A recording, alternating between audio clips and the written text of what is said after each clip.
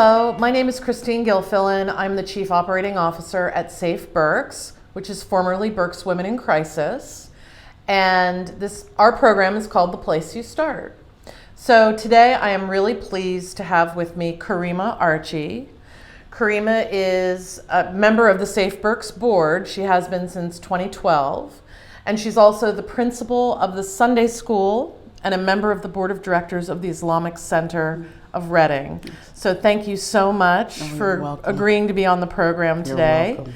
And as I mentioned, Karima is on our board of directors, and usually the first question that I ask folks is how they got involved with, it was then Berks Women in Crisis.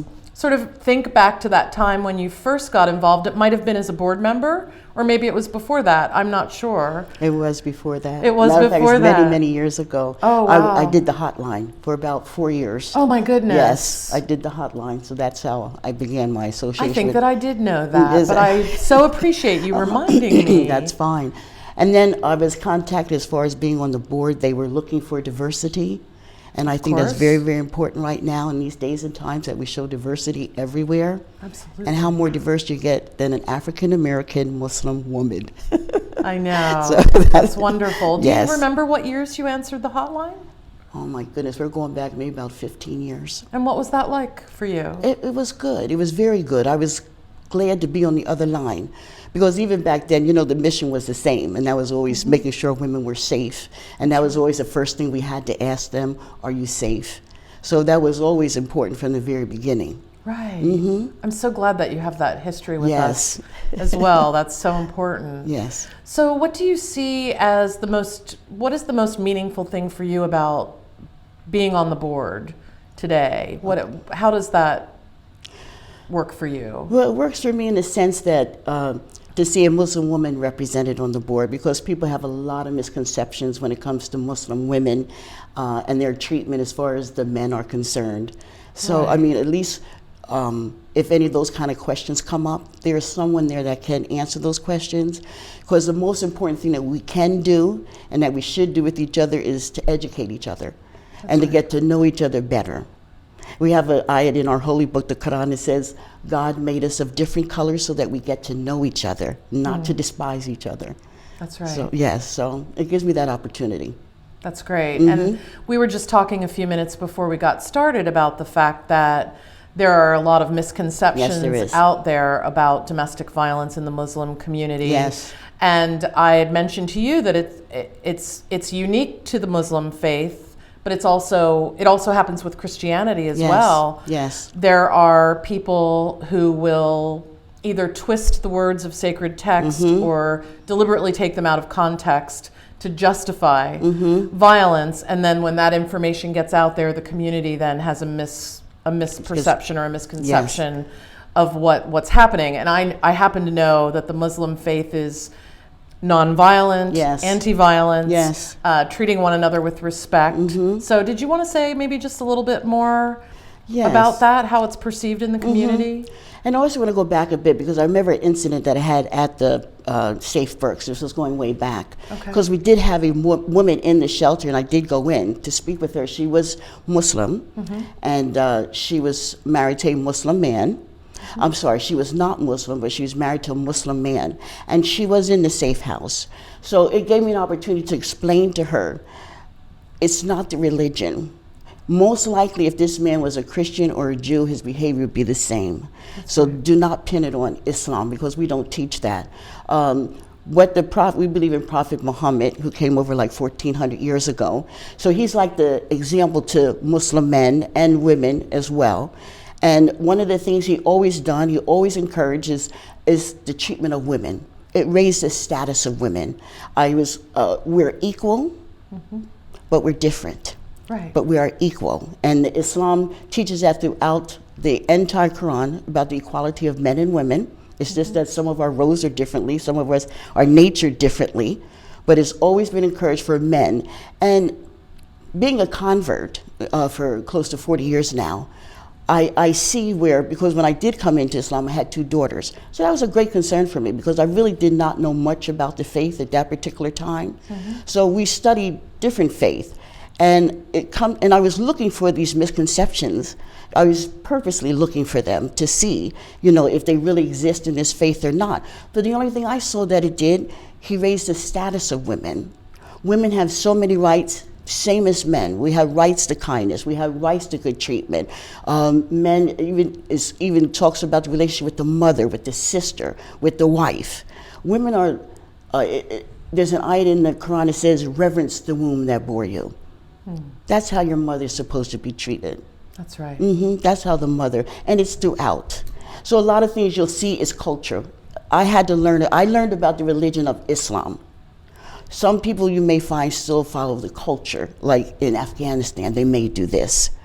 Or in Syria, they may do this. But it has nothing to do with the religion of Islam. It's their culture. Some of them, illiteracy is there, so they don't have that opportunity to read the scripture and say what it is saying about different things. And you have to come to a point to separate that.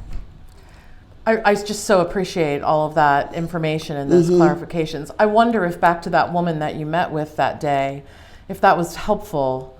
That was really helpful to her to have that conversation with you, because that's one of the ways that we can provide services in a way that's culturally relevant, and making sure that people are comfortable seeking out our services. When we changed our name to SAFE Berks, it was for a variety of reasons, not just so that men would feel more comfortable accessing our services because their name wasn't in it before, but also just to heighten awareness about what we do and send a message to the broader community that everyone is welcome. And you also mentioned to me that you have a Domestic Violence Awareness Month program at the Islamic Center. And hopefully that's a way that we can work together. Absolutely. And get involved with that. What are some of the ways that you think that we could get the message out to the community that our services are available for everyone? I can put them there. I can. Now we usually do have, and we put it in the women's bathroom so they feel safe. 1-800 number. If anybody is facing abuse or anything of that nature, you can call the 1-800 number. But we make it very comfortable. And I'll tell you, we have a lot of men that support women and support their position. So in my community, it's not the same as in all communities, because you're going to find that it's going to vary in different Muslim communities. The teachings are going to vary, the behavior is going to vary. But in my community, and I think that's why we've progressed the way we have, is because of the fact that we do really try our best to follow the teachings of Islam, and that is to respect and honor the woman. So we feel very comfortable. We have a lot of men in our community, like I say, where you feel safe. They're your brothers in faith, and they're ready to take your back. That's wonderful. So what do you think what has it meant to you to be more involved with SAFE Berks or to be on the board? How has it impacted you personally, other than what you've already told us? It has always been a great opportunity to be part of SAFE Berks, because it gives me the more initiative to, even in my community, to sort of implement some of the things that are going on there, because they do an absolutely wonderful job. That's why I'm very proud to be part of that organization, because they do. And also I think that it's so important too, and I saw that SAFE Berks prevention.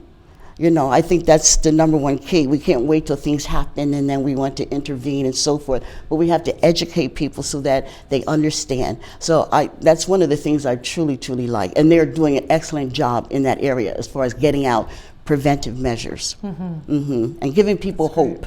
It's just giving people exciting. Hope. Yes. So what was the most exciting thing for you about the 40th anniversary year that we just wrapped up? And the name change. You were there for the announcement. Yes. Just being part of all that. And I think the name change is excellent, especially for these times, because people need to feel safe. That's a human right, for people to feel safe. So I think even the name change is just perfect for these times, that people know you can come and you can feel safe. That allows somebody to live to their fullest potential. That's wonderful. Live to your fullest potential, and that's what SAFE Berks does. It gives them that opportunity. Well, it's hard to top that, isn't it? Yes. So I want to thank you for serving on our board. It's We my really pleasure. appreciate it so much. And I want to thank you for coming here today for the program, also to share all of this really important information with My our pleasure. audience, and we'll move forward together. Okay, sounds good. Thank you. You're welcome. Thanks for joining us. This is The Place You Start. Visit us at safeberks.org or by calling 610-373-1206.